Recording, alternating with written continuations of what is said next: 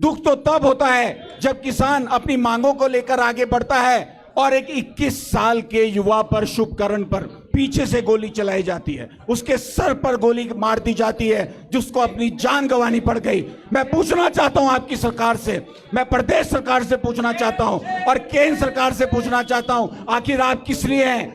किस उस किसान ने, उस जनता ने आपको चुना है? आप उनकी बात क्यों नहीं कर रहे हैं? शर्म करो, शर्म करो। किसानों का आंदोलन, शर्म करो। आप अगला प्रश्न मोहित जी। माननीय अध्यक्ष जी, मैं सदन का ध्यान देश के अन्नदाता की ओर आकर्षित करना चाहूंगा।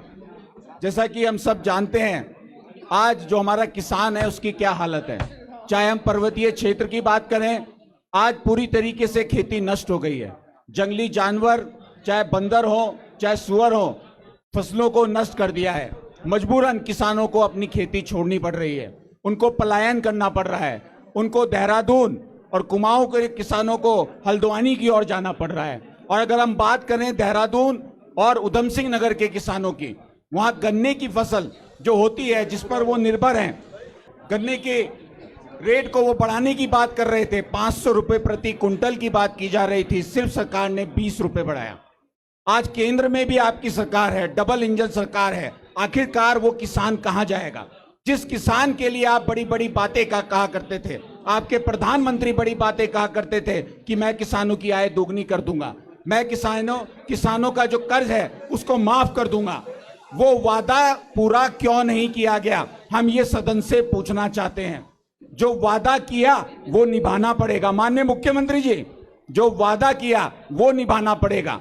बड़ी बड़ी बातें किसानों के लिए की जाती है, मगर आज किसान अगर उसे अपने बच्चे की शादी करनी हो, अपने बच्चे को कॉलेज में भेजना हो, बड़े कॉलेज में भेजना हो, उसको अपनी जमीन बेचनी पड़ती है, जमीन बेचने पर मजबूर होना पड़ता है। आज देश का किसान एमएसपी की मांग को लेकर और दूसरी मांगों को लेकर जब दिल्ली की ओर कूच करता है, भारत के लोग क्या दिल्ली की ओर अपनी मांगों के लिए कूच नहीं कर सकते? या आप लोकतंत्र की बात कर रहे थे? क्या लोकतंत्र में यह लिखा है कि हम अपनी मांगों की बात नहीं कर सकते?